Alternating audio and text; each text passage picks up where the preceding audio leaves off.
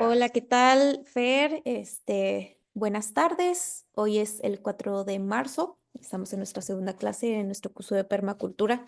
Bueno, segunda clase, más bien es clase 1.5, porque esta es la clase pasada que no logramos terminar.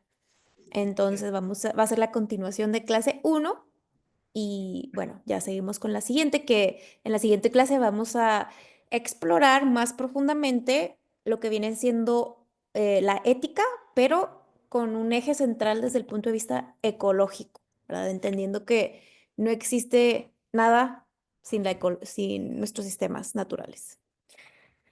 Este, así que bueno.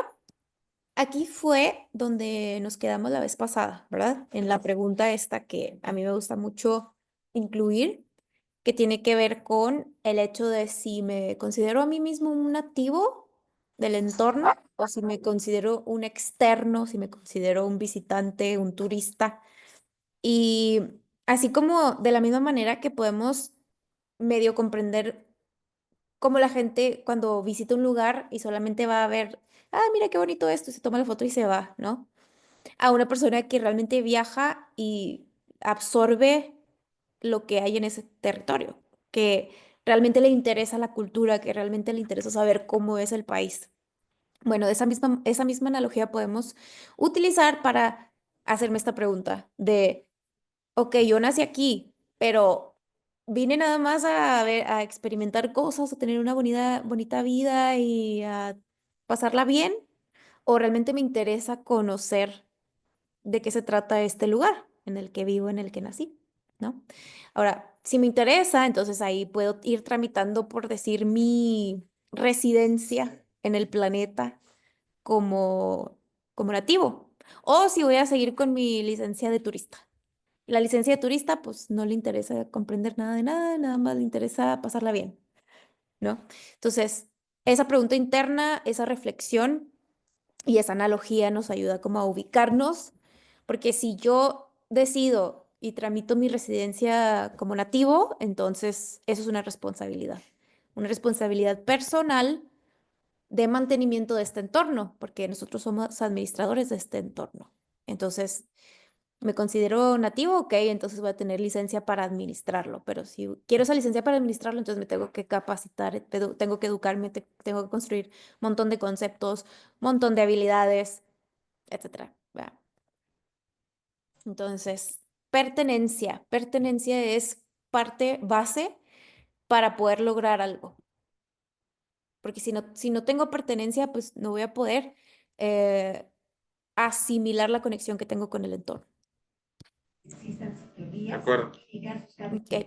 Entonces, bueno, ya en el tema más práctico de la permacultura, bueno, todo es práctico en la permacultura.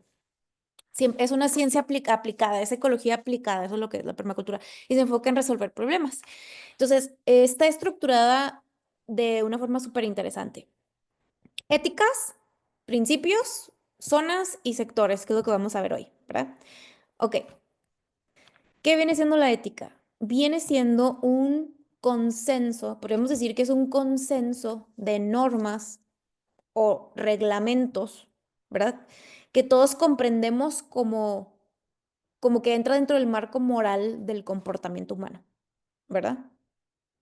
Como una forma de controlar nuestros instintos de supervivencia o nuestros intereses personales, ¿no? Por decir, yo quiero lograr eso pero no es ético matar gente para lograrlo, una cosa así, ¿verdad?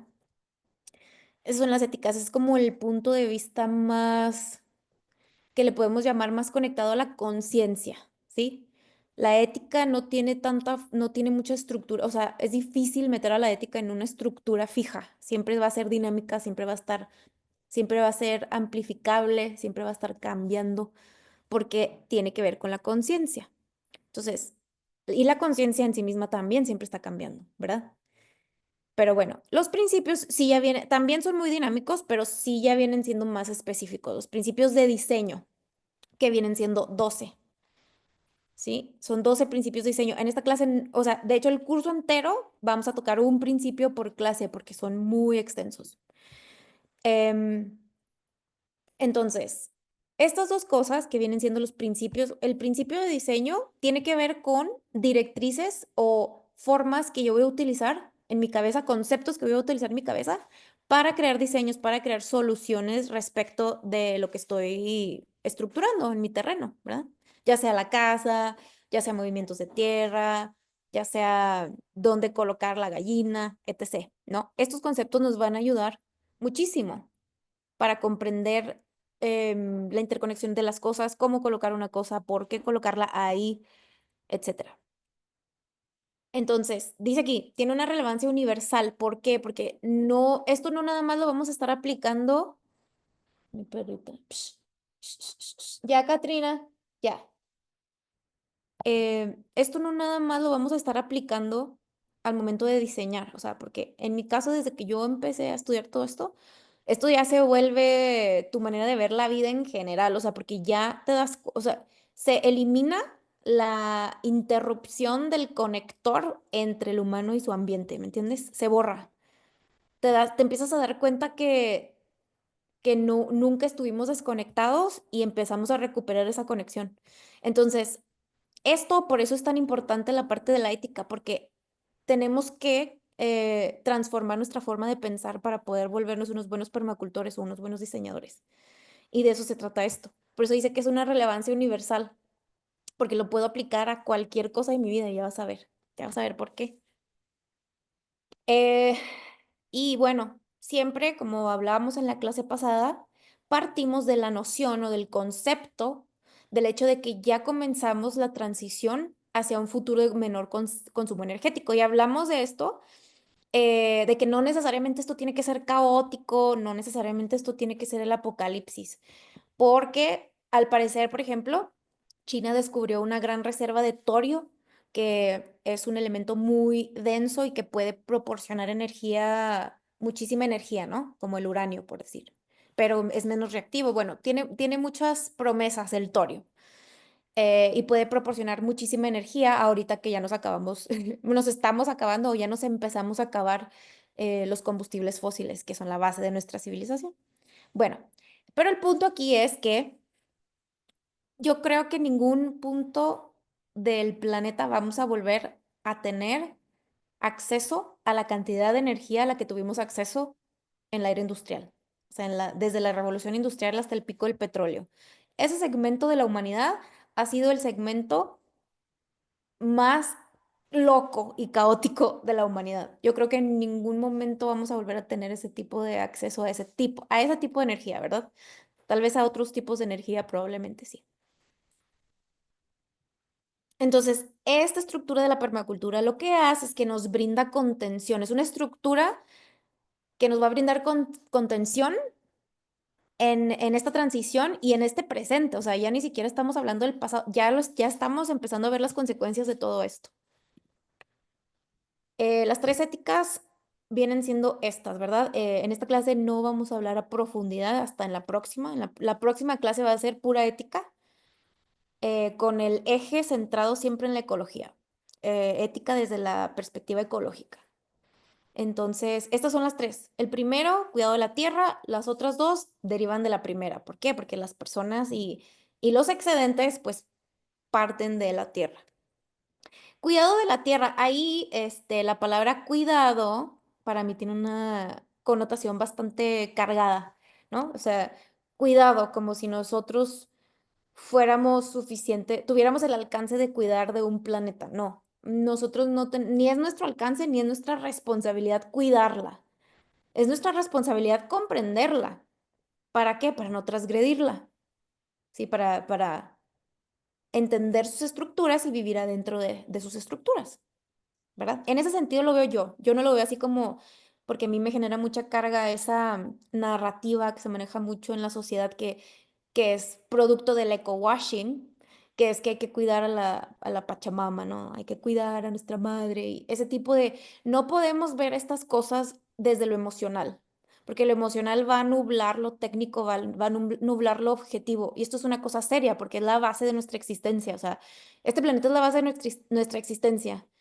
No basta con cuidar a la Pachamama desde lo emocional, no, hay que aprender cómo funciona el planeta objetivamente, técnicamente, y adecuarnos a sus límites, porque la Tierra tiene un límite, ¿no?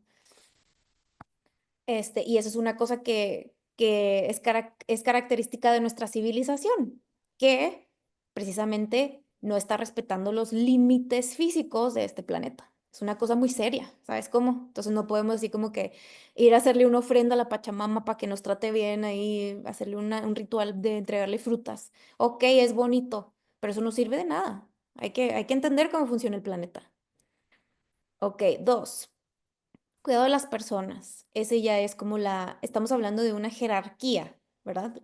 Entendiendo el planeta mismo como con una jerarquía mayor a la mía, porque es un ser muchísimo más complejo que yo y muchísimo más complejo de lo que yo algún día me voy a poder imaginar y comprender. Pero lo que sí puedo hacer es empezar por lo menos tener interés en quererla comprender y ya por ahí se empieza. Entonces, yo soy una persona que pertenece a este planeta em, y tengo que empezar a reconocer de qué manera estoy conectada con ese planeta, porque yo soy un tipo de ser, el planeta es otro tipo de ser, no somos igual, o sea, la raza humana y el planeta son dos cosas diferentes que coexisten, ¿sí? Por eso hay tanto conflicto entre el planeta y el ser humano, porque no han encontrado todavía los dos ejes de conciencia un equilibrio, ¿no? Pero qué casualidad que estos tiempos estamos accediendo a este tipo de entendimientos, es por algo, es porque tal vez ya llegó el momento de que la especie humana y el planeta empiecen a comunicarse mejor, empiecen ¿verdad? A apoyarse mutuamente, perdón. Entonces, cuidado a las personas. Obviamente yo me tengo que cuidar a mí mismo. Para cuidarme a mí mismo, yo tengo que entender que yo soy valioso simplemente por tener un cuerpo biológico vivo adentro de este planeta. Yo ya tengo un valor, ¿sí? Yo tengo un valor, pero también tengo muchas necesidades. Y esas necesidades, para yo poder existir y sobrevivir, ¿quién me las va a proveer? Obviamente me las va a proveer este planeta. Pero si yo no comprendo este planeta, pero dependo completamente de él, obviamente no me estoy cuidando a mí mismo, ¿no? Si no me cuido a mí mismo, obviamente no voy a poder cuidar de mis seres queridos, que todos estamos dependientes de la misma cosa. Por eso yo digo ética con el eje desde la perspectiva ecológica. Porque si yo no comprendo lo que sostiene mi propia existencia, voy a estar siempre dependiente y voy a estar siempre vulnerable a cualquier cosa externa que venga y me ataque, porque no estoy conectado con mi entorno. Y comunidad, entonces ahí estamos hablando de franjas, ¿no? Yo mismo, mis seres queridos y mi comunidad. También ahí entra la parte de, no necesariamente tengo que estar relacionada de sangre con otro ser humano para que me preocupe ese ser humano, o sea, o para que, no sé, yo quiera hacer algo por ese ser humano, ¿verdad? Que por lo visto de lo que tú me compartiste ahora, también te interesa por la comunidad y la comunidad siempre va a ser parte clave de nuestro bienestar como sociedad. O sea, una buena comunidad, una buena comunicación con los demás, una cooperación, ¿verdad? Y bueno, el reparto justo ya tiene que ver con establecer límites al consumo. ¿Por qué voy a establecer límites al consumo? Porque estoy reconociendo que el planeta es finito, tiene límites físicos. Entonces, si yo comprendo eso, empiezo a regular mis propias hambres y mis propios deseos y empiezo a cuestionarlos primero, ¿verdad? Para ver, a ver, ¿es tan importante esta necesidad o este deseo o este apetito que yo tengo? ¿Está tomando en cuenta los límites físicos de la Tierra? ¿Sí o no? La reproducción, bueno, la reproducción obviamente eso ya está pasando naturalmente. Muchas personas, por lo menos en ese aspecto, sí están diciendo, uy, uy, uy, uy, la cosa está medio inestable. Uy, uy, uy, no voy a poder tener hijos ahorita. Eso se está regulando ya de forma más natural. Y redistribuir el excedente. ¿El excedente qué viene siendo? Cuando un sistema está funcionando como debe de estar funcionando, un sistema me refiero a un bosque, por decir, un bosque que esté produciendo fruta, ¿no? Un bosque bien hecho, no me refiero a un monocultivo, un bosque comestible que esté produciendo mucha fruta de muchas variedades. Y yo tengo ese bosque, yo tengo mucho terreno, pero tengo mucho excedente. Entonces, ¿qué voy a hacer? Bueno, lo puedo vender, claro, pero también puedo distribuirlo o hacer intercambios con otras personas. O el tema en redistribuir el excedente tiene que ver más que nada con, y esto tiene que ver obviamente con la conciencia, no tener esa necesidad de acumular capital, lo que le llamamos capital, que es dinero, ¿verdad? La riqueza centralizada como la conocemos ahora. Y esa es una de las partes más complicadas porque nosotros estamos configurados de esa manera desde hace mucho tiempo. O sea, lo traemos muy, muy arraigado. Y cambiar eso, para poder cambiar eso realmente yo creo que van a tener que cambiar muchas condiciones de nuestro entorno. Pero bueno, se centra en eso, se centra en, ok, no quiere decir que yo no voy a acumular capital, lo tengo que acumular porque vivo, o sea, mi entorno es capitalista y o sea, es una buena estrategia para la supervivencia. Pero dónde están los límites, ¿verdad? Los límites del consumo, dónde están los límites de mi apetito, los límites de mi deseo, eso tiene que estar conectado con los límites físicos del planeta, ¿sí? Los principios de diseño, esos se utilizan obviamente ya cuando vamos a estar ejecutando la estructuración del diseño, que es bien complicado, no complicado, complejo, porque incluye muchos elementos, muchos detalles, hay que tomar en cuenta muchas cosas y luego lo tenemos que ejecutar y lo tenemos que probar, porque en el diseño, uy, quedó bien bonito, y luego lo haces y dices, uy, esto no funcionó, esto lo hice mal, ta, ta, ta, ta, ta. Y bueno, volverlo a hacer y así. El diseño es algo que va a estar evolucionando siempre. O sea, un diseño nunca se queda estático. ¿Por qué? Porque estás tratando con la naturaleza, que es dinámica, va a evolucionar, va a cambiar, te va a tirar variables de las que no estabas preparado. Pero bueno, entonces de eso se tratan los principios de diseño. Que el primero es observa y interactúa, ¿verdad? No los puse aquí, pero para que te des una idea, el primer principio y el del método científico también es ese. Observa, es la observación, ¿no? Entonces, eso es algo que tú puedes empezar a hacer desde ya. Pero para poder observar también necesitas tener conceptos desde dónde observar. Porque tú te puedes sentar a contemplar y ya, o sea, pero si yo te digo, no, observa, pero fíjate si hay variedad de cobertores de suelo. O fíjate de qué tipo de estructura tiene tu tierra o de cuántos tipos de estructura. O observa cómo se mueve el sol, dónde genera sombra, dónde se acumula más el agua o dónde cambia la vegetación, porque a esas cosas me refiero, conceptos previos para que tú al momento de observar estés observando cosas que a lo mejor antes no hubieras observado, ni siquiera te hubieran pasado por encima y no las hubieras visto. Ok, entonces los principios se extraen del mundo natural. Observa, interactúa. O por ejemplo, otro dice, almacena energía donde puedas. ¿Sí? Entonces, si hablamos de almacenamiento de energía, ¿qué es el organismo, uno de los organismos más maravillosos que existen sobre la faz de la Tierra para almacenar energía? ¿Sabes cuál es? El árbol. Es una cosa impresionante para almacenar energía solar. Todo lo que existe en el planeta que está vivo está capturando y almacenando la energía, la fuerza del sol y la está transformando en otras cosas. Eso es lo que está haciendo la Tierra y eso es lo que estamos haciendo nosotros. Capturando sol y almacenándolo y transformándolo en otra cosa, ¿no? Y también lo que hablábamos la vez pasada, las sociedades sostenibles preindustriales, ¿verdad? Que hablábamos de que eran sostenibles. ¿Por qué? Porque no tenían tanto acceso a energía, ellos se regían más por las leyes naturales, por el clima, por los ríos, por la agricultura, por los cazadores, ese tipo de cosas. Y tenían prácticas que hoy por hoy son atemporales. O sea, esas prácticas, si las rescatamos, nos pueden hacer la vida muy sencilla y al mismo tiempo, bueno, las personas que tenemos esta semillita de no perturbar más a la naturaleza, que ya es suficiente, em, tener ese concepto previo y satisfacer esa necesidad, porque yo, por ejemplo, o sea, a mí me genera mucho problema utilizar los baños con agua. Eso psicológicamente ya para mí me afecta. Entonces, yo necesito vivir de otra manera, yo necesito tener un baño seco para poder estar en paz.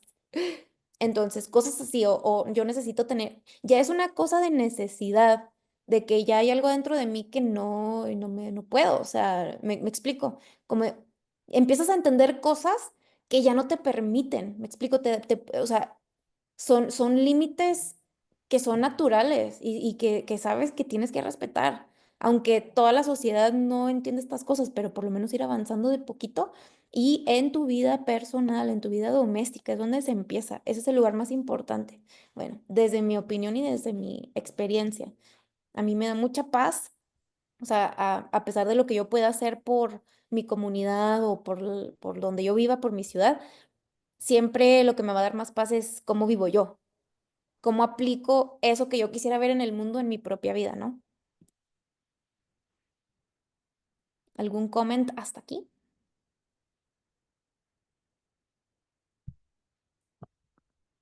No te escucho.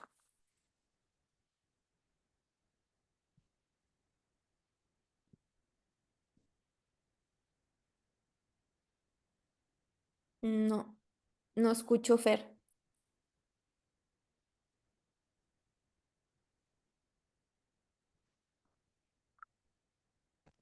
¿Ahora me escuchas? Ya, ahora sí. Ah, que incluso puede ser menos costoso recuperar las técnicas preindustriales. Exacto. Muchísimo, sí, Sí, exactamente. que Solamente solo que las eran. cosas van a dejar de estar centralizadas y vamos a tener que, o sea, volver a distribuir. Por eso el principio de, distribución equitativa, ¿no? Y eso se aplica en todos los fractales, o sea,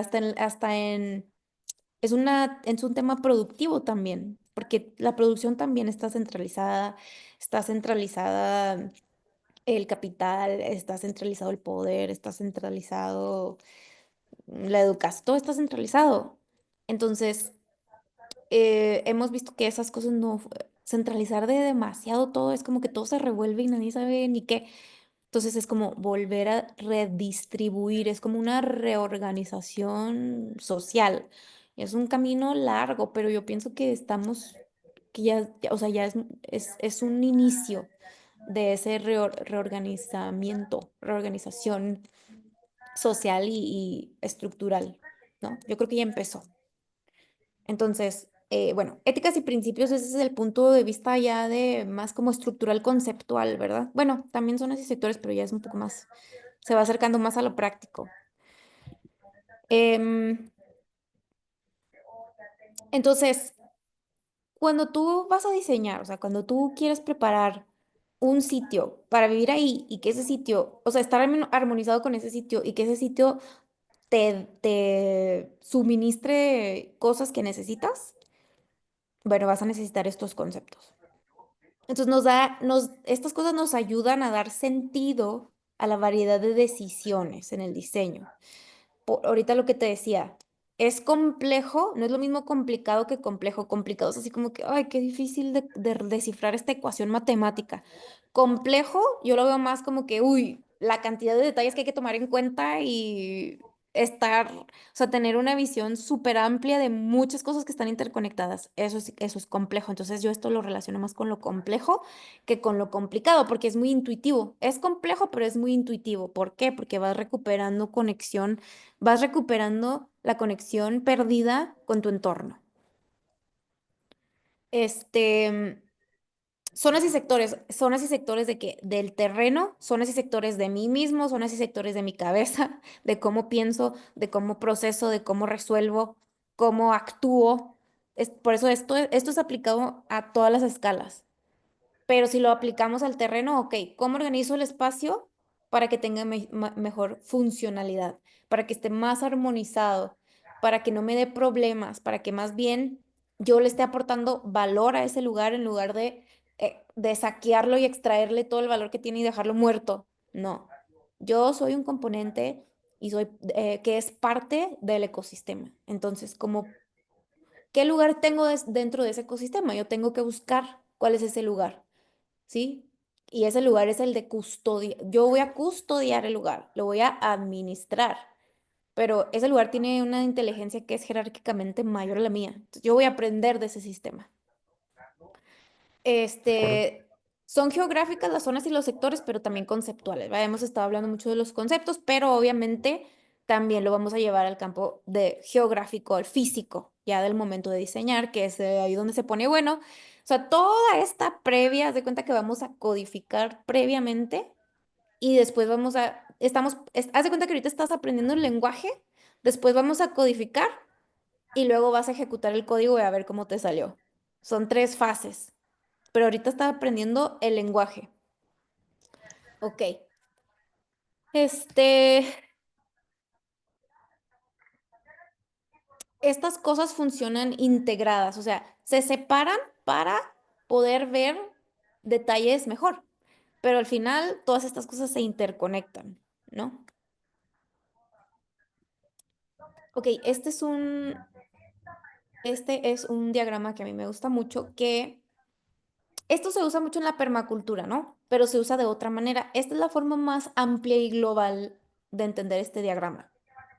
Te digo, generalmente en la permacultura se utiliza de que zona cero de mi sitio, zona uno, 2, 3, 4, 5. Ahorita hablamos de eso.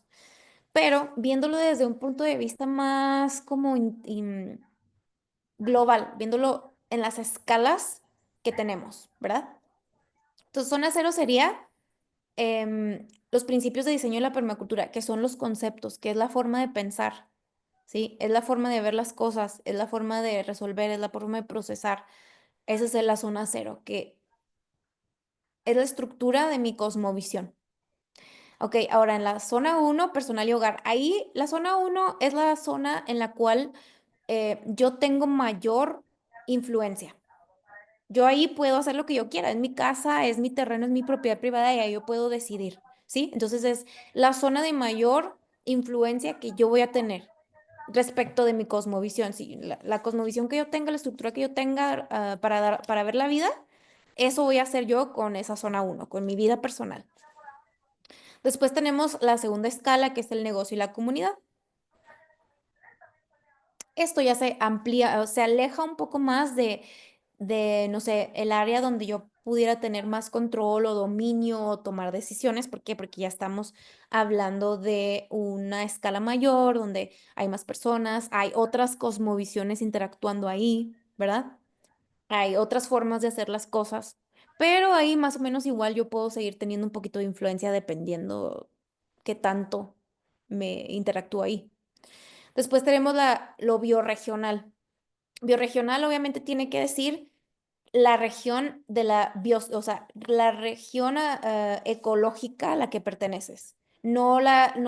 Sin importar los límites geográficos, porque por ejemplo yo soy de Juárez y cortan la frontera y es El Paso, Texas, pero toda esa región es parte de una misma biorregión que está rodeada por 3 montañas y esas 3 montañas conforman un valle y en ese valle están esas 2 ciudades que pertenecen a 2 países diferentes, pero es una misma región, ¿sí?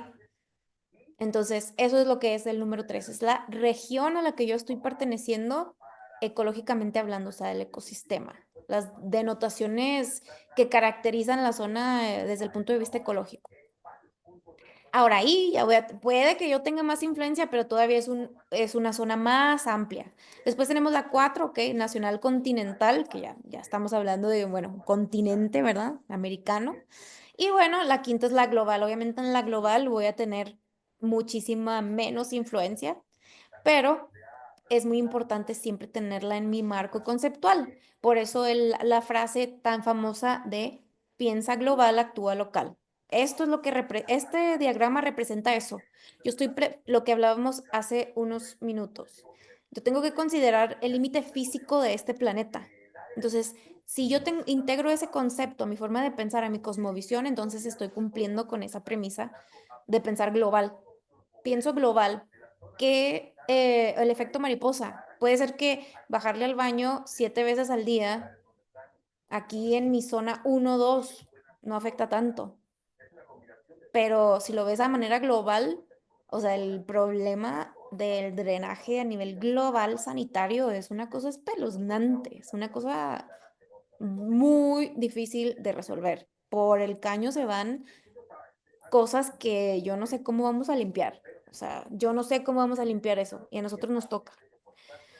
Entonces, aquí también tenemos fuerzas y flujos ecológicos, ¿verdad? Que tienen que ver obviamente con todo el movimiento climático de la Tierra y del movimiento de la fauna, el movimiento del núcleo de la Tierra, las placas tectónicas, ese tipo de cosas.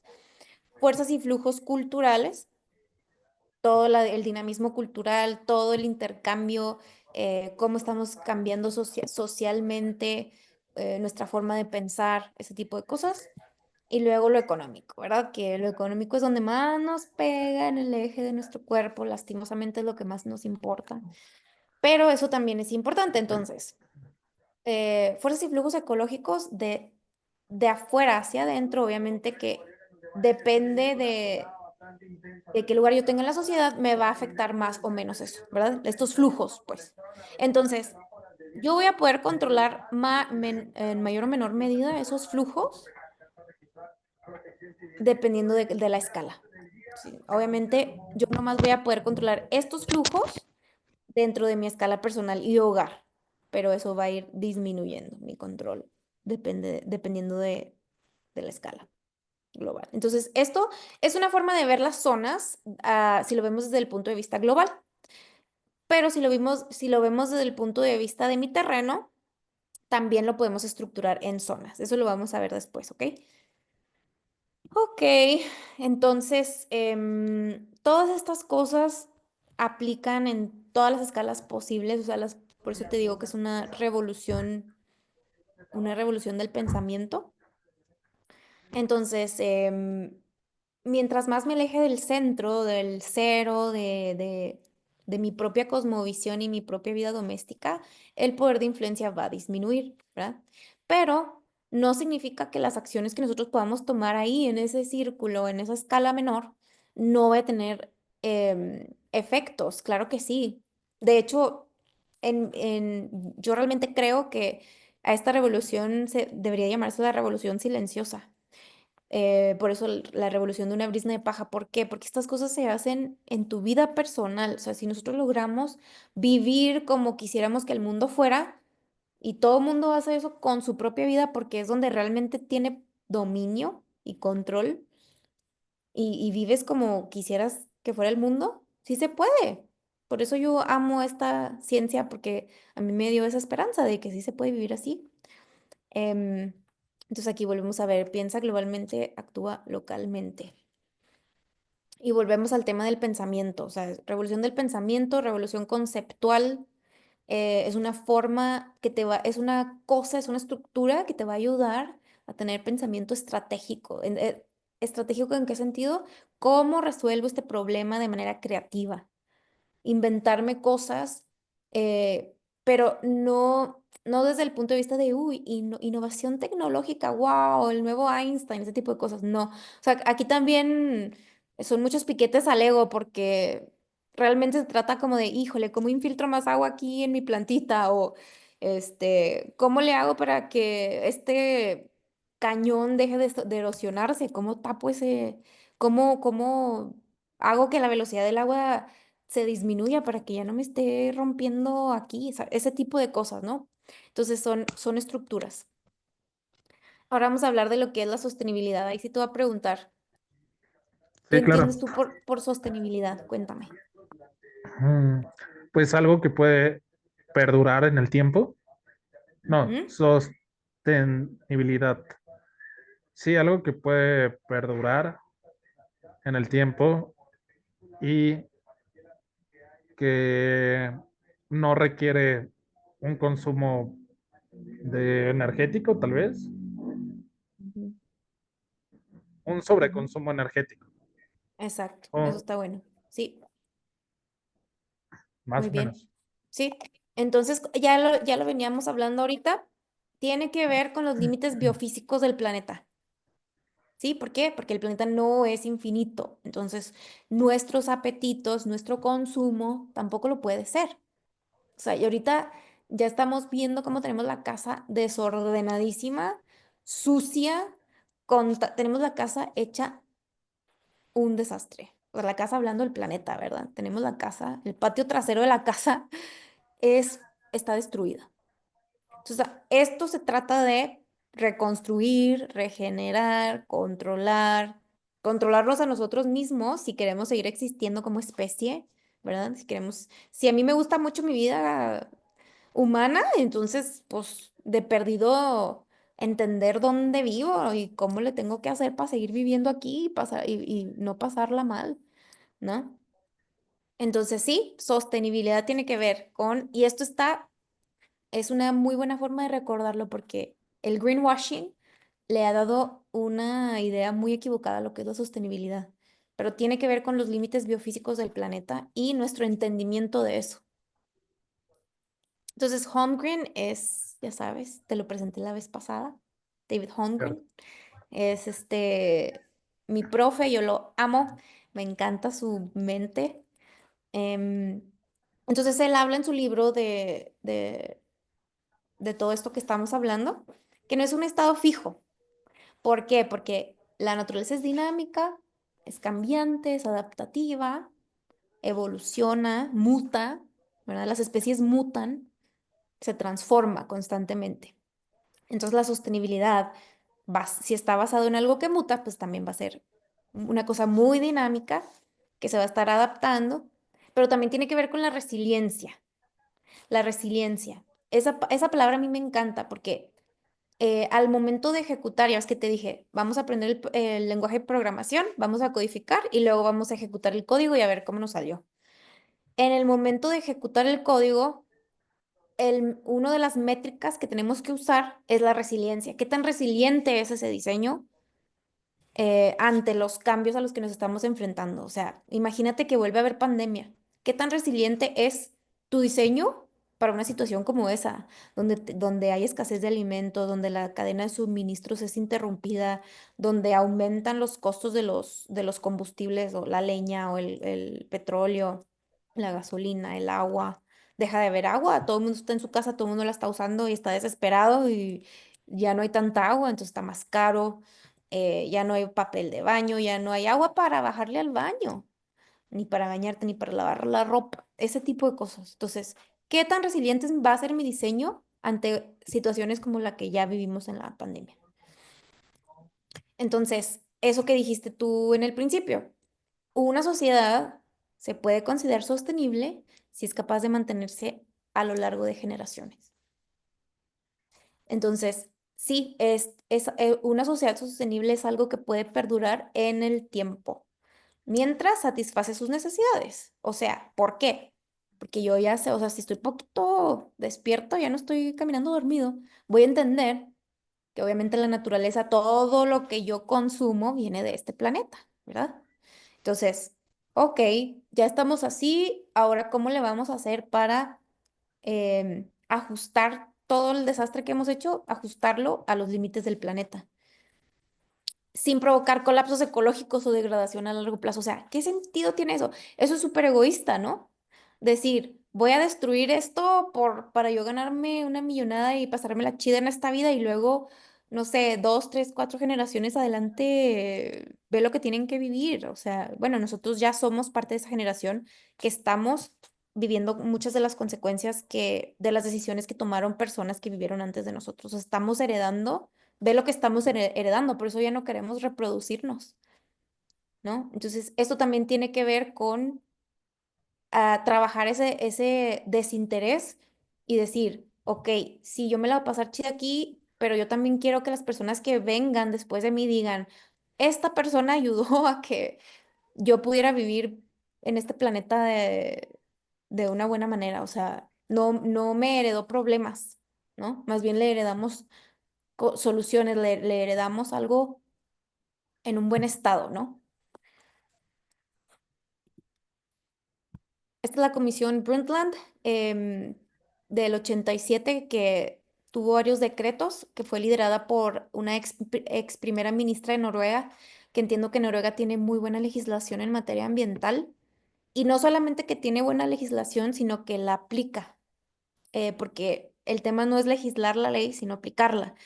Costa Rica también tiene fama de tener muy buenas políticas ambientales y las tiene. El problema es que al momento de ejecutarlas hay demasiada corrupción. Entonces se brincan la ley, no la cumplen, buscan formas de incumplirla y bueno, como saben que la burocracia en todos los temas legales se pueden hacer tantas cosas, se pueden alargar y en esos procesos ya se comieron medio bosque, pues ya no les importa. Entonces, bueno, desarrollo sostenible de acuerdo a la Comisión Brundtland, aquel que satisface las necesidades del presente sin comprometer la capacidad de las futuras generaciones para satisfacer sus propias necesidades, ¿no? Entonces, sí, sí se trata de mí, sí se trata de yo tener una vida, armoniosa, equilibrada, pero también esto es para los hijos y nietos de la humanidad, porque van a seguir naciendo, o sea, queremos que continúe nuestra especie o nos odiamos tanto y nos creemos tan malos que en lugar de cambiar nos queremos autodestruir, ¿no? Porque mucho del pensamiento que se escucha allá afuera es, ay, sí, los seres humanos somos una plaga, nos tenemos que morir todos, bla, bla, bla, bla, bla. Ok, si yo como ser humano, sí, tengo muchos defectos, ok, pero mejor hay que cambiar, o sea, hay que mejorarlos en lugar de pensar en mejor vamos a morirnos todos. No, mejor Ok, si ya conozco mis defectos, entonces ya sé qué es lo que tengo que trabajar para mejorar, ¿no? Por supuesto. El Club de Roma, Los Límites del Crecimiento, ese es un libro maravilloso que bueno, es un estudio de los 70, fíjate. En los 70, nuestros maestros de la ecología estaban ya muy preocupados por la cantidad de biodiversidad que se estaba perdiendo a diario, a escala diaria, ¿eh? Ya estaban preocupados hace 50 años, también hablamos de esto la vez pasada, creo. Y ese libro se escribió en ese tiempo. Entonces aquí vamos a ver la definición de ese libro. Un sistema sostenible es aquel en el que los recursos no se extraen más rápido de lo que pueden regenerarse y los residuos no se generan más rápido de lo que pueden ser absorbidos por la naturaleza. O sea, ve que esto, ¿no te parece esto el sentido más común que puede existir? O sea, esto es sentido común.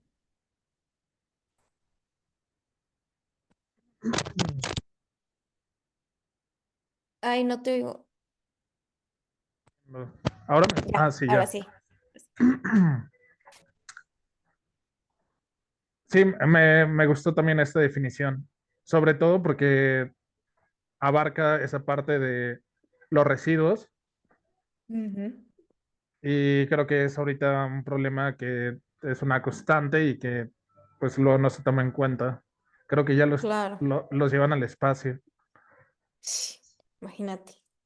Imagínate la cantidad de recursos que se necesita para sacarlo del planeta nada más porque no entendemos lo más sencillo. O sea, estas cosas son cosas que puede entender un niño de 5 años. Bueno, aquí tenemos una tabla comparativa de cómo sería cómo es una cultura industrial y cómo es una cultura sostenible. Porque aquí no solamente se trata de una revolución del pensamiento, adquirir una nueva forma de pensar a través de la integración de nuevos conceptos, sino también una creación de una nueva cultura, ¿verdad? Una cultura de permanencia, que eso es la permacultura. Entonces, obviamente sabemos que una cultura industrial es no renovable, o sea que consume, consume, consume, consume y no devuelve nada, mientras que una cultura sostenible consume, se hace cargo de los residuos, es cíclico, vuelve a sembrar, espera que crezca, lo cuida, lo mantiene y luego lo usa y trata de aprovecharlo lo más que puede cuando lo usa porque sabe lo que costó generarlo.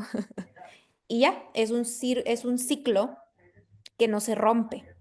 Por eso decimos que es cíclica, mientras que la industrial es lineal. Lineal, ¿por qué? Porque no se interconecta, no hay un retorno, ¿verdad? Como en la primera ética. Este, distribución equitativa del retorno. No, aquí es lineal. Como está centralizado, es véngase para acá y nunca vuelve lo que se extrajo del sistema, nunca vuelve al sistema, ¿no? Entonces dejo el sistema estéril, yo absorbí todo y me voy gordito y dejo el sistema muerto. Consumo, consumo, que es lo que estamos acostumbrados y no solamente acostumbrados, sino casi que configurados, condicionados al consumo. Porque, o sea, ¿cuántas partes de nuestra vida no dan vueltas alrededor del consumo? Mientras que en una cultura sostenible, Es almacenamiento. Almacenamiento. ¿Por qué? Porque estoy entendiendo lo difícil que es producir algo. Lo importante que es no generar un residuo, lo importante que es, o sea, si voy a extraer, no sé, 10 árboles de madera para hacer mi casa, ¿cuánto tiempo tengo que esperar para volver a tener esos mismos árboles? Depende de los árboles, pero pueden ser, no sé, 15 años, 20 años, ¿no? Entonces, ok, tengo que estar pensando en que no puedo estar consumiendo las cosas más rápido de las que ellas mismas se pueden estar regenerando. Entonces, en lugar de estar consumiendo, estoy produciendo y estoy almacenando, ¿verdad? Pero porque puedo almacenar también solamente porque estoy limitando mi consumo. Si tengo, no sé, comida almacenada, pero no estoy limitando mi consumo, entonces de nada me sirve estar almacenando nada porque estoy consumiendo igual como si los recursos fueran ilimitados. En la cultura industrial, las redes son centralizadas, mientras que en las sostenibles son distribuidas. ¿Por qué? Porque es mejor que existan pequeños nodos de diferentes cosas en diferentes escalas, en diferentes áreas, a que esté todo centralizado y todo revuelto, porque ya estamos viendo, así como funcionan nuestros gobiernos, ¿por qué no funcionan? Porque está centralizado. Porque la gente que gobierna no sabe ni qué está gobernando. Está tan lejos de lo que gobierna que no entiende nada. Mientras que en una red distribuida yo puedo estructurar, como lo que vimos antes, estructurar las escalas donde yo puedo tener influencia y conectarlas con las redes de influencia de otras personas. Pero eso tiene que ser más pequeño, tiene que ser más aquí, más cerquita, más local, y así nos interconectamos todos. Eso funciona mucho, muchísimo mejor o funcionaría mejor. La cultura industrial es grande, la cultura sostenible es pequeña. También por eso mucha gente que le tira hate a la permacultura siempre habla de que no es rentable. No, no es rentable porque no está orientada a la rentabilidad, está orientada a la sostenibilidad y la resiliencia en el futuro del cambio energético, del descenso energético, ¿verdad? Pero como estas cosas no se entienden, o sea, yo cuando le veo a David Humphrey digo, este hombre, o sea, estas nociones son del futuro. Estas cosas son del futuro, o sea, tú no puedes sentarte a hablarle a la persona común de estas cosas porque te va a mandar a la fregada, o sea, te va a decir, estás loco, cállate, ¿de qué estás hablando? Estas cosas son, te lo juro, yo cada vez que leo una línea de lo que piensa David Humphrey, cómo piensa, o sea, esto es futurista. En la cultura industrial el cambio es episódico y abrupto.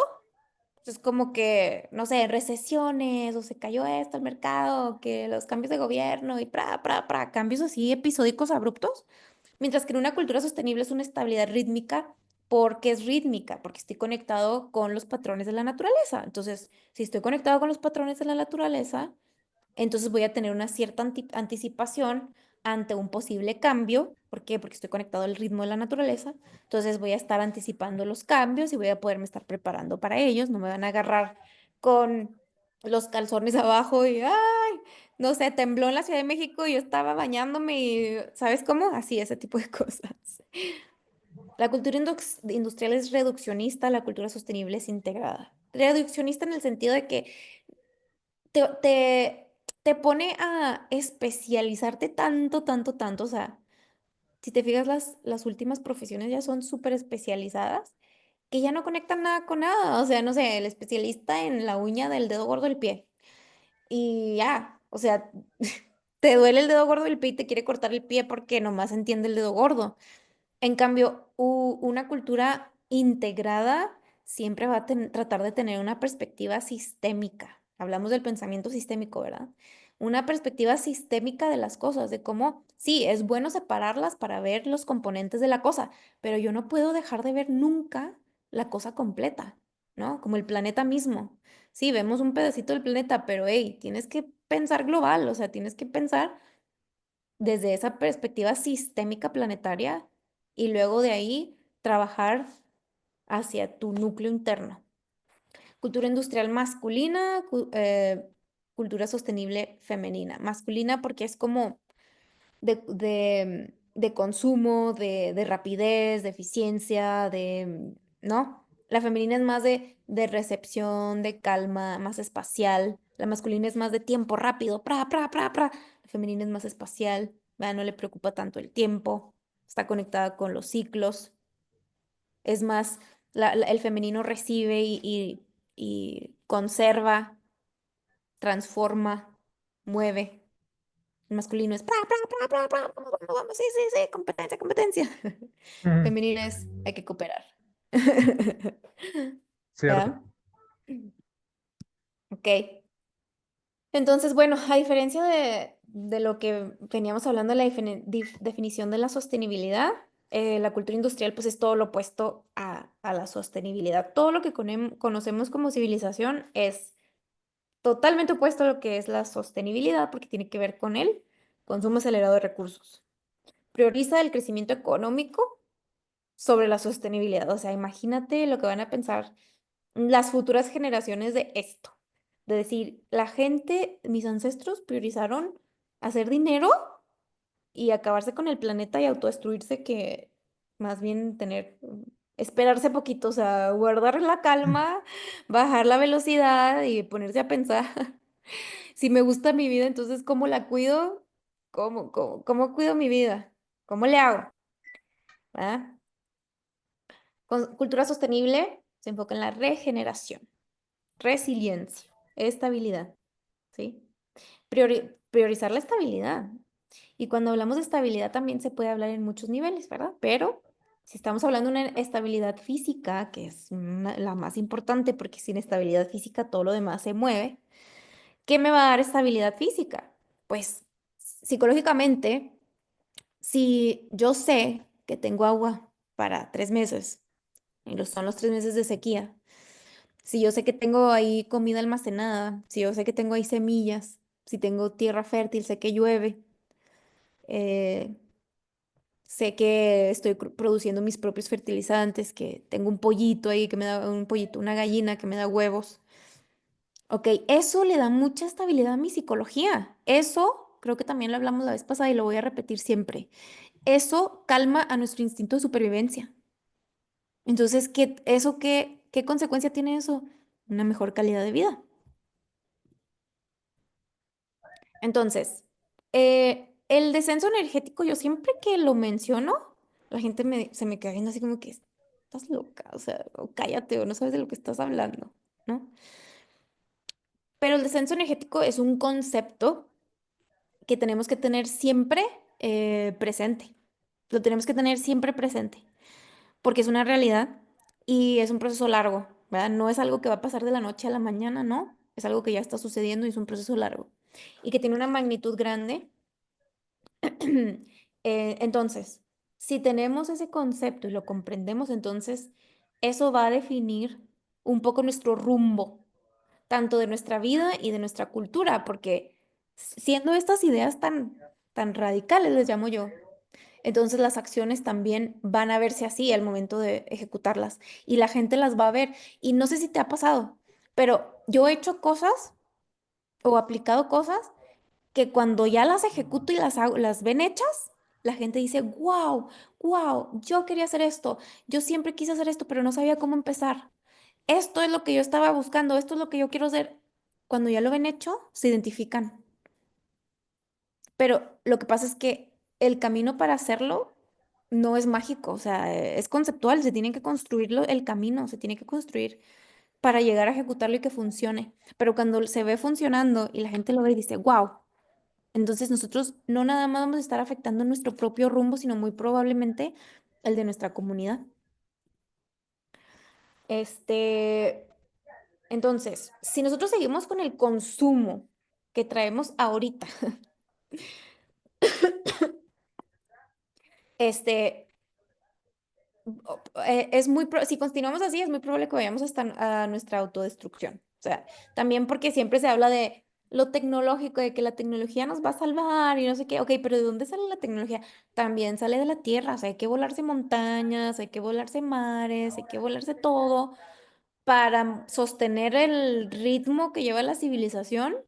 Y no importa si nos acabamos con la mitad, o sea, mira, muchos humanos estarían tranquilos en destruir la mitad del planeta para que la otra mitad del planeta viva como le gusta vivir en su civilización. Y prácticamente así pasa, o sea, no sé si has oído, Estados Unidos consume, o sea, no puede haber otro Estados Unidos en el planeta, porque el Que, planeta no podría sostenerlo. que si la forma de consumo fuera igual que la población estadounidense, nos acabarían los recursos en Ujú. nada, ¿no? En Algo. nada. Sí, sí. O sea, imagínate, nada más con Estados Unidos, la meca del consumo. Y es que vas a Estados Unidos y dices, wow, o sea, te seduce, te atrapa, te envuelve. Es una cosa tremenda, o sea, muy, muy tremenda. Entonces, no importa cuántos ajustes tecnológicos le queramos hacer y lo queramos pintar bonito y maquillar bonito, no importa. No es sostenible. La forma en la que vivimos no es sostenible desde ningún lugar que lo veas. Entonces, aquí es un gráfico que representa muy bien, me parece, el tema del descenso energético. Este, aquí estamos viendo la cultura sostenible preindustrial, ¿verdad? Que es más o menos en 1000 años de la era común, o sea, hace 1000 años, ¿verdad? Aquí está el crecimiento, este es el índice de crecimiento de energía y población y este es el índice del tiempo, ¿verdad? Entonces, no sé, hace 1000 años teníamos una cultura que era sostenible, porque era obviamente previa a la revolución industrial. Sostenible, ¿por qué? Porque nos regíamos por las leyes naturales, obviamente la evolución del ser humano pues estaba en un punto diferente también, porque también no podemos decir que todo esto que está pasando es necesariamente malo, ¿verdad? Simplemente es un episodio en la historia de la especie humana, que también todo este tema de la civilización pues nos ha ayudado a entender, a evolucionar, a aprender muchas cosas. No es necesariamente malo, pero desde el punto de vista ecológico pues es una catástrofe.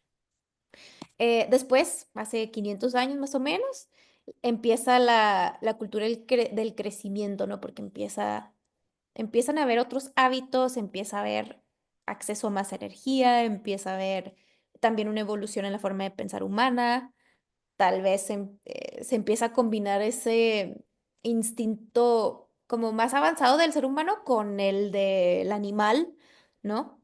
Que el animal es irracional. Después tenemos el clímax. El clímax es o sea, el pico del petróleo, que es cuando la producción máxima global de petróleo llegó a su pico, o sea, y todos sabemos que no podemos subir para siempre. Todo siempre tiene un punto en donde empieza a descender, ¿no? Como cuando avientas una pelota al cielo, sube, sube, sube, sube y luego baja, así, así de sencillo. Entonces llegamos a ese pico de producción global de petróleo. Y bueno, no hay una fecha exacta, pero se estima que fue más o menos por ahí del 2008 que llegamos a ese pico de producción. Entonces, no quiere decir que el petróleo se acaba de un día para otro, sino que cada vez es más difícil su extracción, ¿no? Este, entonces, cada vez es más costoso, cada vez necesitas más tecnologías para sacarlo. Es como si estás con el bote así de miel y le quieres sacar, cuando está lleno, pues es más fácil sacar la miel, pero ya cuando está vacío tienes que rasparle y tienes que, ¿verdad? Batallas más. Shh, shh, shh, shh, shh. ¿Ven? ¿Ven? Es más difícil sacarlo, ¿no? Entonces, em, hay países obviamente que tienen más petróleo que otros. Parece que Estados Unidos ya agotó sus reservas de petróleo, por eso quiere invadir a todo el mundo, porque cómo va a sostener, ¿verdad? Su nivel de consumo. Bueno, entonces ya de aquí, Katrina.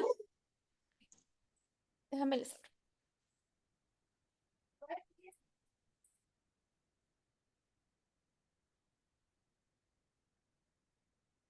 Entonces, el descenso, ese concepto que tenemos del descenso energético es eso.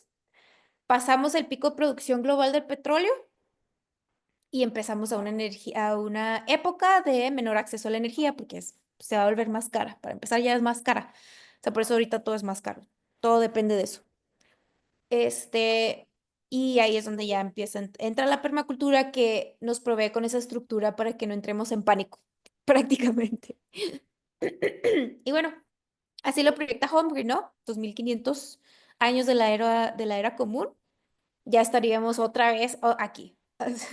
O sea, con todo lo aprendido aquí y con toda la evolución de la especie y toda la evolución de lo que tú quieras, otra vez en un lugar de estabilidad energética.